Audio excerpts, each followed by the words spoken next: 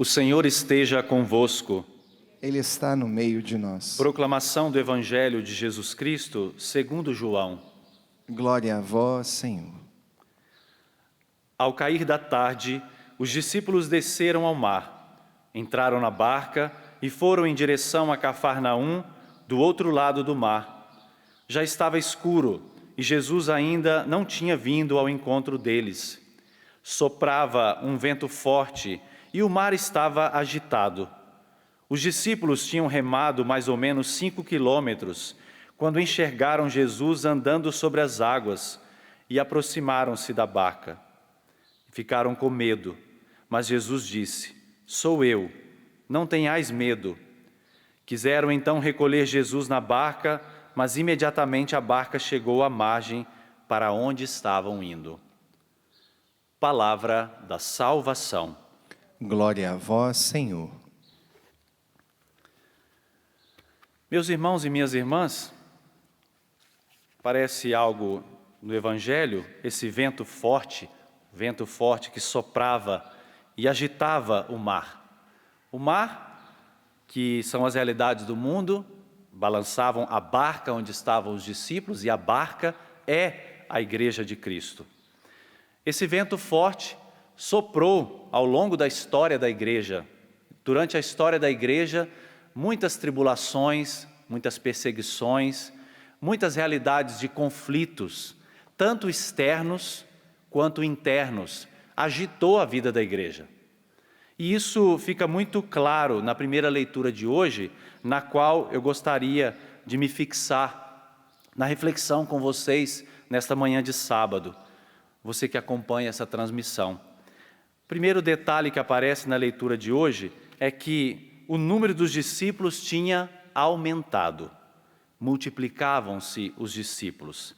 Com o crescimento dos discípulos, aumentam os problemas, não é? A gente sabe que é assim.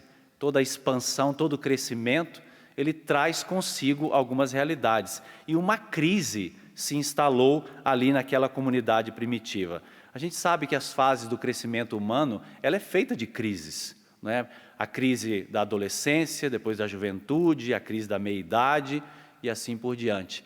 Na vida da igreja aconteceu essa crise. A palavra crise, a gente às vezes tem um pouco de medo dela, mas o original grego de crises quer dizer ação de distinguir, momento de tomar uma decisão, separar, não é? Discernir uma coisa da outra.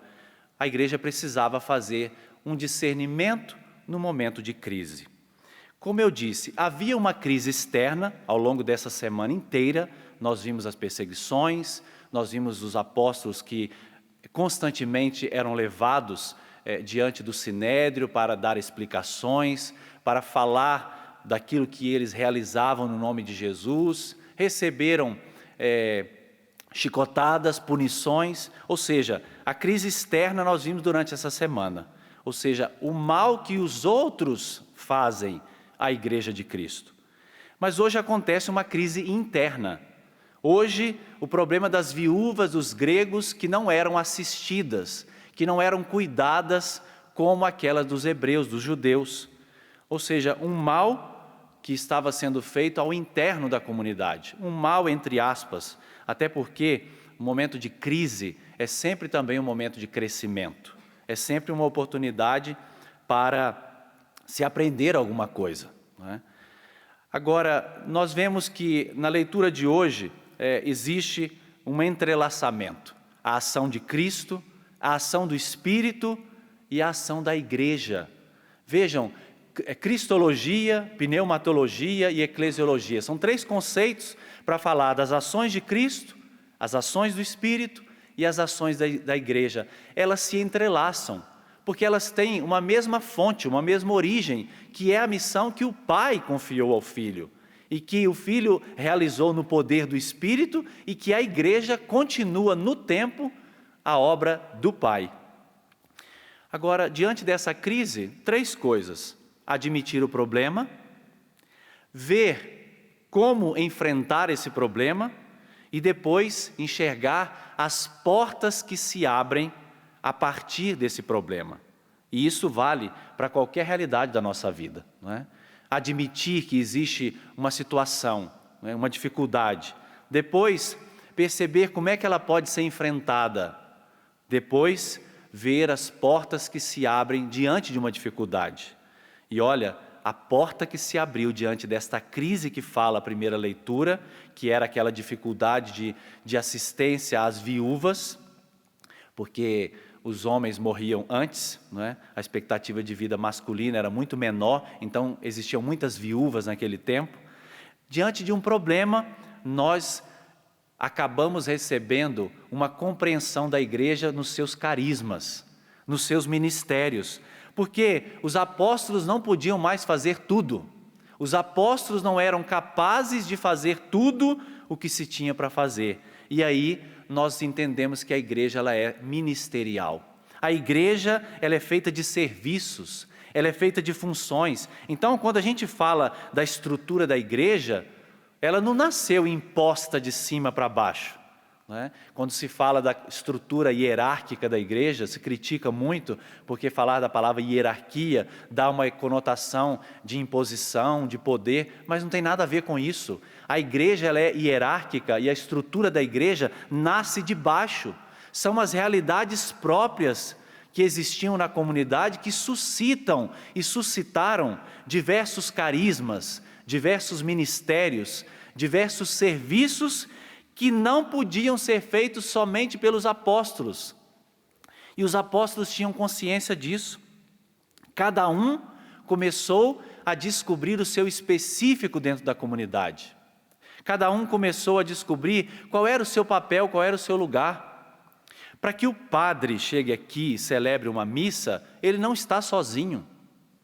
Encontrava as minhas irmãs que estavam preparando ali as coisas do altar, as alfaias, os objetos sagrados, exercendo na igreja os seus ministérios, os meus irmãos do Ministério de Música preparando as canções, exercendo também o ministério, o leitor que estava aqui se preparando para proclamar a palavra de Deus. Isso eu estou falando numa realidade aqui do altar, sem contar que essa missa está sendo transmitida. Tem meus irmãos que estão operando as câmeras de televisão, aqueles que estão trabalhando na transmissão, para que essa missa chegue a tantas pessoas. Vejam, a igreja, ela é feita assim, meus irmãos.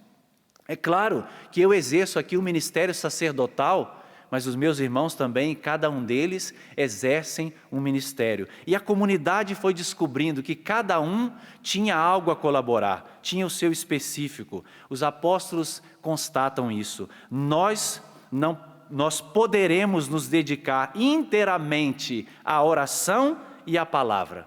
Vejam, fazer outras coisas a outros. Os serviços na igreja e a diversidade dos carismas e ministérios não nasceu num contexto de competição, jamais. Não era uma concorrência, mas é dizer assim que eu faço coisas que você não faz e você faz coisas que eu não faço, mas juntos nós formamos o corpo de Cristo. E essa é a beleza de ser igreja. Alguns fazem algumas coisas, outros fazem outras coisas, mas a participação de cada um, ela é muito importante, ela é essencial, ela é fundamental. Depois, aparece aqui a beleza da autoridade de Pedro.